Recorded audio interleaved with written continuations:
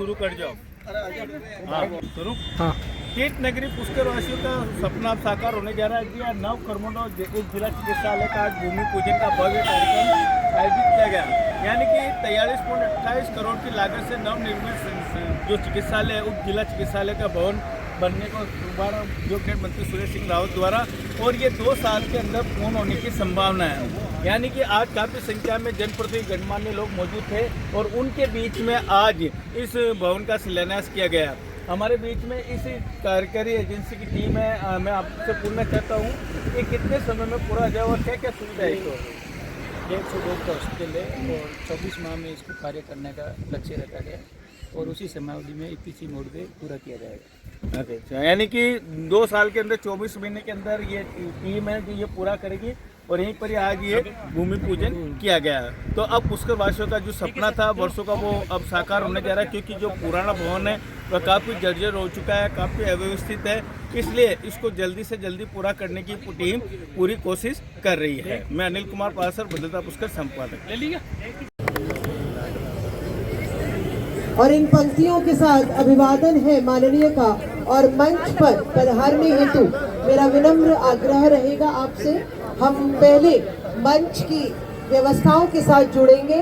पहले स्वागत सत्कार है, उसके बाद आप सभी शुभाशीष ले अतिथि वृंद के लिए यह भाव रखते हैं कि आज जिस मंगल कार्य से हम जुड़ने जा रहे हैं, इस पावन भूमि पूजन के शुभ अवसर पर आप सभी को हार्दिक शुभकामनाएं। यह कार्य शुभम हो और सफल हो। ओम शुभम भवतु।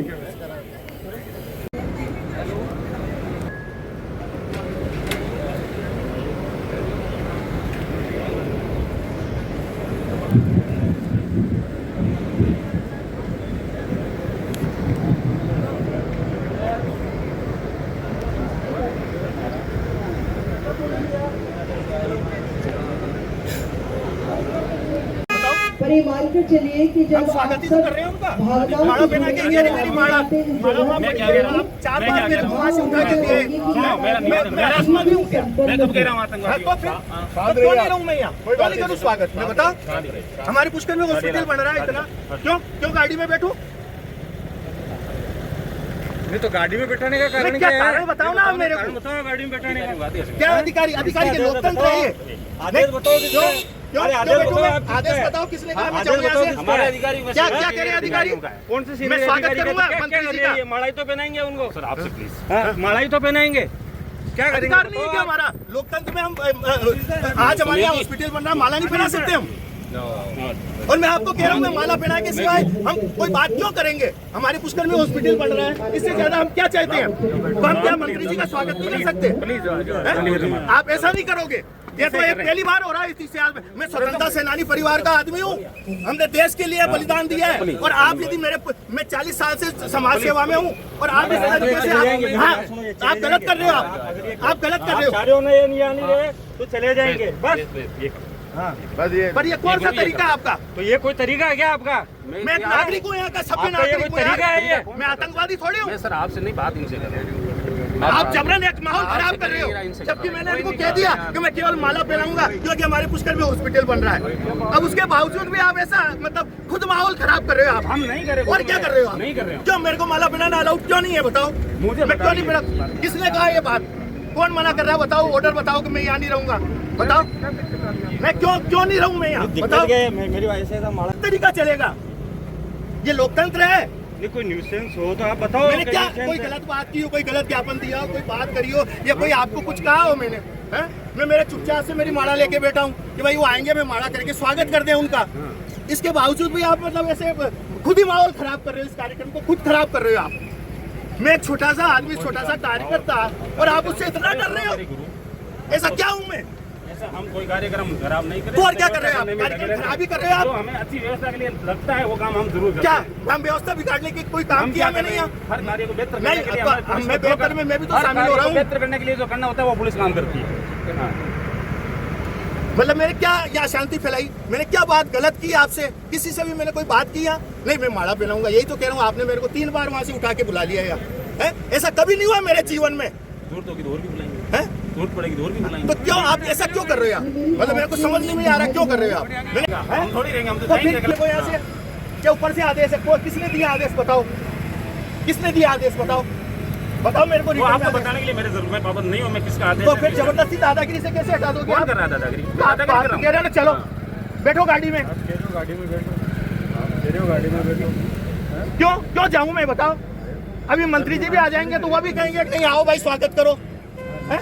पर ये गंदी राजनीति अच्छी बात नहीं है। राजनीति का मेरे को पता नहीं है, तो फिर गंदी मैं राजनीति से ही राजनीति तो हुआ बारे में है नहीं तो नहीं जानता, ये नहीं गंदी समझता। राजनीति सिखाएगी तो परिणाम है। देखो आज सारे बेचारे ये सब देख रहे हैं। क्यों मैं इनका भाई नहीं हूँ? कि ये मेरे लोग मैं नहीं है? कब कह रहा हूँ? तो फिर पुलिस ये क्यों दबाव बना रही है मेरे पे? किस बात के लिए दबाव बना रही है? मैंने ऐसा क्या गुनाह कर दिया?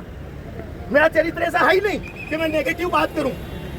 मैं कब मेरे कह रहा पुष्कर का काम हो रहा है तो मैं ऐसी नेगेटिव बात करूंगा आज यहाँ आके? उनके मन में पाप है कि वो नेगेटिव बात करेंगे? नहीं करेंगे। हम उनको माला पहनाएंगे, उनका स्वागत करेंगे, और आप ऐसे माहौल खराब कर रहे हो। हूँ? ओके। छोड़ू तो आप बुला के ले गया, लाए हो ना मेरे को यहाँ सड़क पे, लाए हो ना? मैं तो मेरी जगह बैठा था स्वागत के बैठे लिए। रहो, आराम से तो बातचीत फिर करते रहोगे। तो फिर बैठे रहो, हमारे क्यों तो मना कर रहे अब फिर हो? क्यों बुलाया आपने मेरे को तीसरी क्या बार? बुलाया आपके पास? हैं? क्यों बुलाया? सबसे पहले आप ही आए ना कोई बुलाने। नहीं, आपको बैठे आराम से बैठना, ठीक है? क्यों नहीं बैठूं मैं? बैठ सकते हो, लेकिन किसी प्रकार का वो नहीं करो उपद्रव। तो मैंने क्या कहा आपको? मैं नहीं करूंगा। मैंने मेरी माँ की सौगंध खाई जो स्वर्ग में गई हुई है, तो मैं ऐसा कुछ नहीं करूंगा। विद्रोह का उसके बावजूद भी आप मेरे को 3 बार उठा के लिए आए। कारण बताओ ना। सुबह हमारी माँ की सौगंध खा में कर रहे हो आप? कौन सा कि साहब मैं ऐसा कर लूँ ना, मैं ऐसा नेगेटिव आदमी नहीं क्यों? क्यों करेंगे? नहीं, विद्रोह क्यों आप करेंगे माहौल आप? खराब ये कर तो रहे हैं बताओ आप। अरमान जी, विद्रोह क्यों करेंगे? अच्छा काम हो रहा है, आप तो स्वागत करेंगे ना यार। नहीं, ये तो यार- पर ये गंदी राजनीति इस नगर को डुबो रही है, इस नगर को बर्बाद कर रही है गंदी राजनीति, और हम चुप नहीं रहेंगे। अब मेरा संघर्ष है ना, अब चाहे मेरी जान चली जाए, पर लेकिन मैं ऐसे शायद कुछ करके द्रोहियों से डरूंगा नहीं। आपको तो इज्जत से स्वागत कराना चाहिए उनका। और सत्कार। एक्सीएन एनएचएम से भी मेरा आग्रह है सर, आप भी पधारे, मुख्यमंत्री ग्रहण करें। और कार्यक्रम का प्रांगण गायन की धुन लेकर नुपुर पायल झंकारों पर हम है समर्पित इन शब्दों से, शुभकाम फले हमारी अनगिन आशा के। डॉक्टर गणपत राज जी पुरी साहेब, आप माननीय मुख्य अतिथि महोदय का स्वागत एवं सम्मान पुष्प गुच्छ भेंट कर एवं राजस्थान की परंपराओं का सिरमौर, जिसे हम और सुनीता जी, आप दोनों से मेरा संयुक्त रूप से आग्रह है, आदरणीय पाठक साहेब का स्वागत और सम्मान कर भावों की अभिव्यक्ति, तालियों की गड़गड़ाहट ये आपकी बनी रहे तो ये परिसर और भी ज्यादा मनमोहक और मधुर हो जाता है। मैं आदरणीय पवन जी जागीर साहब को आग्रह करूंगी, आप से मेरा विनम्र आग्रह, आदरणीय अशोक जी पाराशर, जिला उपाध्यक्ष बीजेपी हमारे मध्य की। इस तरफ आदरणीय मोहन सिंह जी का स्वागत है, मनोज जी वैष्णव मालिक सर का, और आदरणीय जहांगीर से आग्रह, पवन जी, आदरणीय महाराज श्री मधुसूदन जी साहब का स्वागत और सम्मान कर आशीर्वाद प्राप्त करें। बिल्कुल, ये आशीर्वाद प्राप्त करने का सुंदर अवसर। राजकीय उप जिला चिकित्सालय पुष्कर का शिलान्यास समारोह मुख्य अध्यक्षता करे माननीय श्रीमान सुरेश सिंह जी रावत साहब। हेल्थ एक प्राइवेट लिमिटेड जयपुर का है। ये कंपनी जिसको 24 वर्क ऑर्डर जारी होने के बाद 24 महीने का समय मिला है, तो ये कंस्ट्रक्शन के साथ साथ हमारी जो जितनी भी यूटिलिटी है, फर्नीचर, इक्विपमेंट, वो भी हमारे को तैयार करके देगी। इसके लिए भी बहुत बहुत हमारा आभार। इससे जो मेन कंस्ट्रक्शन बिल्डिंग है उसमें होटल यानी ग्राउंड फ्लोर, सबने ये सपना देखा कि तीर्थराज पुष्कर के अंदर हमारा अत्याधुनिक सुविधा से युक्त अस्पताल हो। जब बीमारी के समय आवश्यकता होती है, जरूरत होती है, तो हमें अजमेर और कहीं अन्य जाने की आवश्यकता नहीं हो, पुष्कर में ही सुविधा मिले। इसके लिए मैं माननीय प्रदेश के यशस्वी मुख्यमंत्री आदरणीय भजनलाल जी शर्मा साहब का हृदय से आभार प्रकट करता हूँ। मैं उनका धन्यवाद ज्ञापित भी करता हूँ कि उन्होंने हमारी मांग पे तीर्थराज पुष्कर की भावना के अनुरूप यहाँ की लोगों की जरूरतों के हिसाब से उन सबको समाहित करते हुए तीर्थराज पुष्कर को उप जिला चिकित्सालय की बजट के अंदर घोषणा करी। और अभी डॉक्टर साहब ने बजट का घोषणा बिंदु नंबर भी बताया कि फलाने बिंदु नंबर से ये बजट घोषणा हुई। और मुझे आज कैसे कहते हुए खुशी हो रही है कि इस अति महत्वपूर्ण और महत्वाकांक्षी जो हमारा अति महत्वपूर्ण और अति उपयोगी जो हमारा चिकित्सालय है, आज हम इसका शिलान्यास करने जा रहे हैं।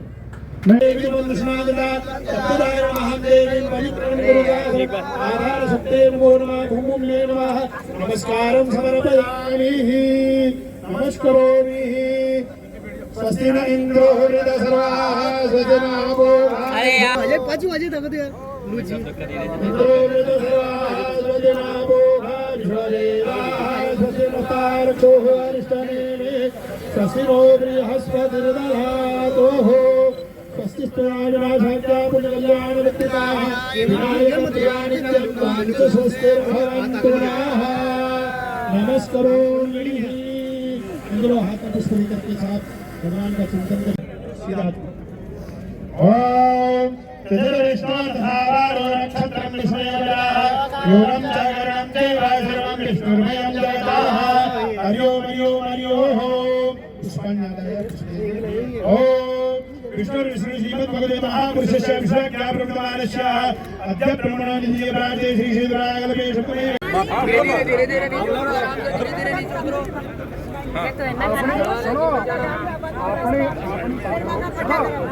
अनिल सर मकान कोई कंप्यूटर था यहाँ पर विस्तार कराने भाई सारा माने आवाज आ रही है रेपन फोटो करने लग गए रेपन करता है ना कराओ तो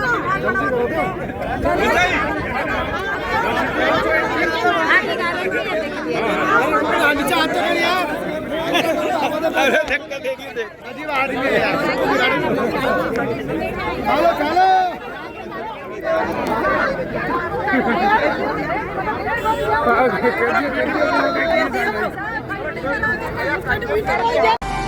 निजस्वरूप बोधकं कृपाकरं भवापहं समं शिवं निरञ्जनं भजे राममद्वयम्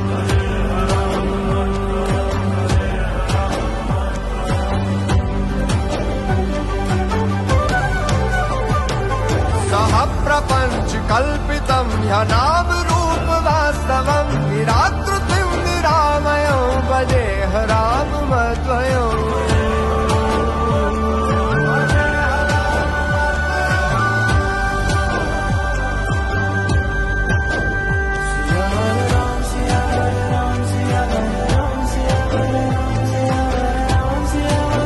का उद्घाटन करने हैं सर, क्या करना है, क्या समझ आराम से भाई रोल अब रोल हाँ बोलो। देखिए आज तीर्थराज पुष्कर के अंदर लगभग 43 करोड़ रुपए की अधिक राशि से उप जिला स्तरीय अस्पताल की आज हमने आधारशिला रखी है, नींव रखी है। ये नींव सिर्फ अस्पताल की नहीं है, ये हमारे तीर्थराज पुष्कर के लोगों के धैर्य, साहस और उनकी भावनाओं की नींव है ये, क्योंकि वर्षों से तीर्थराज पुष्कर के अंदर एक अत्याधुनिक अस्पताल हो इसकी मांग थी। मैं राजस्थान प्रदेश के यशस्वी मुख्यमंत्री आदरणीय भजनलाल जी का आभार प्रकट करता हूँ कि जिनकी बजट घोषणा से, के आशीर्वाद से आज तीर्थराज पुष्कर के सभी लोगों को ये सौभाग्य का दिन देखने को मिला है। इतना भव्य और इतना दिव्य, क्योंकि हमारे यहाँ से जिला मुख्यालय ज़्यादा दूर नहीं है, फिर भी उप जिला अस्पताल की सौगात देना हमारे तीर्थराज पुष्कर के लोगों के लिए एक बहुत बड़ी उपलब्धि है। माननीय मुख्यमंत्री जी का आभार प्रकट करता हूँ। इसके अलावा भी तीर्थराज पुष्कर का अनूठल परिवर्तन और हमारा ब्रह्म जो कॉरिडोर है उसके माध्यम से 480 करोड़ रुपए की लागत से होने वाले काम की भी DPR का फाइनल प्रारूप तैयार हो गया है। जल्दी टेंडरिंग करके हम उस पर भी आगे बढ़ेंगे। इसके अलावा भी चाहे हमारी जो सरकारी विभिन्न एजेंसी है, चाहे ADA हो, चाहे PWD हो, चाहे हमारी नगर परिषद हो, इसके माध्यम से भी तीर्थराज पुष्कर में हमारी सड़कों का जीर्णोद्धार हुआ है। हमारा जो पुष्कर में सरोवर में गंदा पानी जाता है उसका भी हम जल संसाधन विभाग से लगभग 90 करोड़ रुपए की अधिक राशि से हमने उसका प्लान बनाया है। और भी जहाँ भी आवश्यकता है तीर्थराज पुष्कर के अंदर हम काम करेंगे, सड़कों के विकास हो। इसके अलावा भी हमारा जो एंट्री प्लाजा जो तीर्थराज पुष्कर में प्रवेश द्वार है वो कुछ समय से अधूरा पड़ा था, हमने उसको पूरा कराया, आज उसका लोकार्पण करेंगे। कितना समय में सौगात मिल जाएगी? क्या कार्यक्रम आयोजित किया गया? आज नव कर्मोन्नत राजकीय उप जिला चिकित्सालय पुष्कर का नेडलिया सरहद में जो हमारे को भूमि आवंटित हुई थी उसका शिलान्यास प्रोग्राम जो है माननीय कैबिनेट मंत्री सुरेश सिंह रावत साहब द्वारा किया गया एवं समस्त जो चिकित्सा प्रशासन की तरफ से सभी जो प्रबुद्धजन पधारे पत्रकार महोदय सभी का हम हार्दिक स्वागत किया।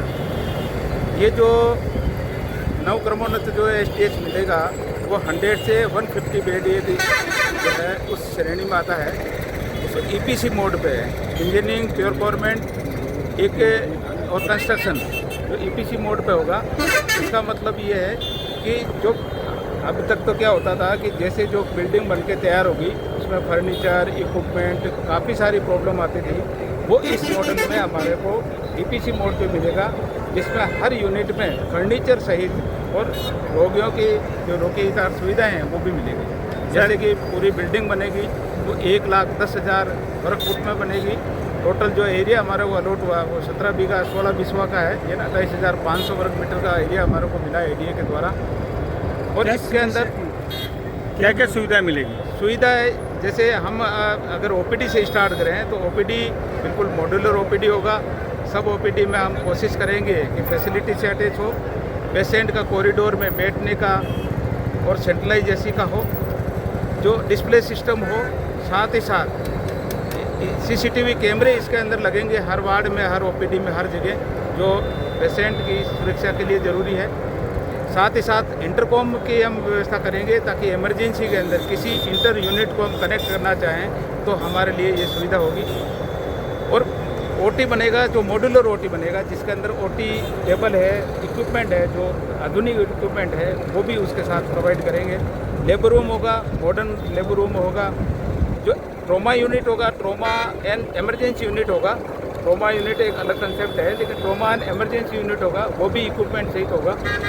साथ ही साथ SNCU जो स्टेबल न्यूनेटल यूनिट है 1 साल के बच्चों के लिए, उसका भी इसमें प्रोविज़न है। MNCU जो मैटरनल जो है ICU भी होगा।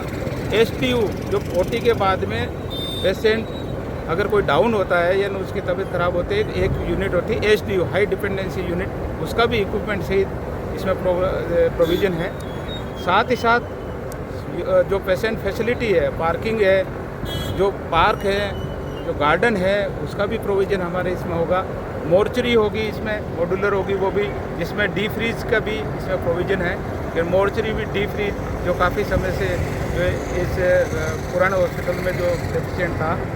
साथ ही साथ आगे आने वाले टाइम में जैसे टेंडर हो रहे हैं 24 से 25 या 30 जो क्वार्टर स्टाफ के होंगे, डॉक्टर्स के होंगे, वो 2 BH का प्रोविज़न है। और सेंट्रलाइज हर सिस्टम, ऑक्सीजन सिस्टम होगा, हर बेड पे ऑक्सीजन पहुंचेगी। फायर फाइटिंग सिस्टम होगा, वाटर ट्रीटमेंट सेंटर होगा, STP होगा, सीवरेज ट्रीटमेंट प्लांट। और जो हॉस्पिटल के अंदर STP जो नगर पालिका में काम सीवर के लिए आता है, वो हमारे सीवर के साथ ETP होगा, जो नया कंसेप्ट है, इफ्लुएंट ट्रीटमेंट प्लांट, जो वेस्ट घातक जो रसायन पदार्थ लैब से निकलते हैं, OT से निकलते हैं, ब्लड बैंक से निकलते हैं, उसके ट्रीटमेंट का भी हमारे अलग प्रोविज़न है। साथ ही साथ हम कोशिश करेंगे। ये जो मनने में चीज़ें बता रहे हैं ये सर 2-2.5 वर्षों में तो मुझे नहीं लगता। नहीं, इसमें ये है कि इसका इसलिए हम एक्सपेक्ट करें, हम खुद इस पर टाइम देंगे, खुद कंपनी के साथ, इंजीनियर के साथ मिलकर इसको जल्दी जो जितना जो टाइम बेसिक कंस्ट्रक्शन में लगना होता ही, लेकिन इसमें टाइम लिमिट 2028 तक दिया है, यानी 24 महीनों का दिया है।